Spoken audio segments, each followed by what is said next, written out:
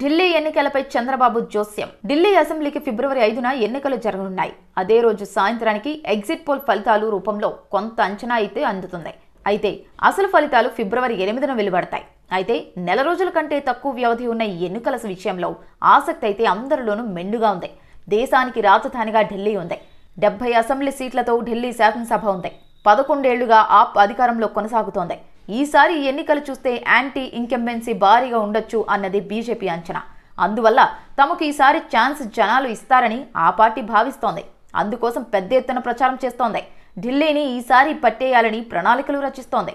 మరోవైపు చూస్తే మహారాష్ట్ర, హర్యానాలలో అంచనాలు తప్పి కన్నులొట్టబోయిన ఇండియా కూటమికి ఆప్ అధినేత అరవింద్ కేజ్రీవాల్ ఆశాకిరణంగా కనిపిస్తున్నారు. అందుకే కాంగ్రెస్ అక్కడ పోటీలో ఉన్నా ఆ పార్టీని పక్కన పెట్టి మరీ ఇండియా కూటమి పార్టీలు అన్నీ ఆప్కి మద్దతిస్తున్నాయి.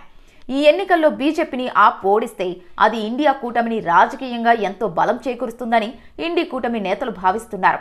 ఇక ఆప్ కూడా గట్టిగానే పోరాడుతోంది. అంత ఈజీగా అయితే ఆప్ అధికార పీఠం వదులుకునే ఛాన్స్ లేనేలేదు. బీజేపీ కూడా హర్యానా, మహారాష్ట్రలలో మాదిరిగా తన వ్యూహాలను అమలు చేసేందుకు చూస్తోంది. ఈ నేపథ్యంలో ఎవరు విజేత అంటే రాజకీయ పండితులు కూడా చెప్పలేని పరిస్థితి. కానీ ఏపీ సీఎం, టీడీపీ అధినేత చంద్రబాబు మాత్రం ఢిల్లీ ఎన్నికల మీద తనదైన జోస్యం చెప్పేశారు. ఢిల్లీలో గెలిచేది బీజేపీ అని బాబు అన్నారు. విశాఖ సభలో ప్రధాని మోదీ ముందే ఆయన ఈ విషయం చెప్పారు. అంతేకాదు, బాబులో ఎంతటి ధీమా ఉందో తెలియదు కానీ రాసి పెట్టుకోండి, ఇది జరిగే తీరుతుంది అని అన్నారు. మరి బాబు తలపండిన రాజకీయ నాయకుడు. ఆయనకు అన్ని విషయాలు తెలుస్తాయి.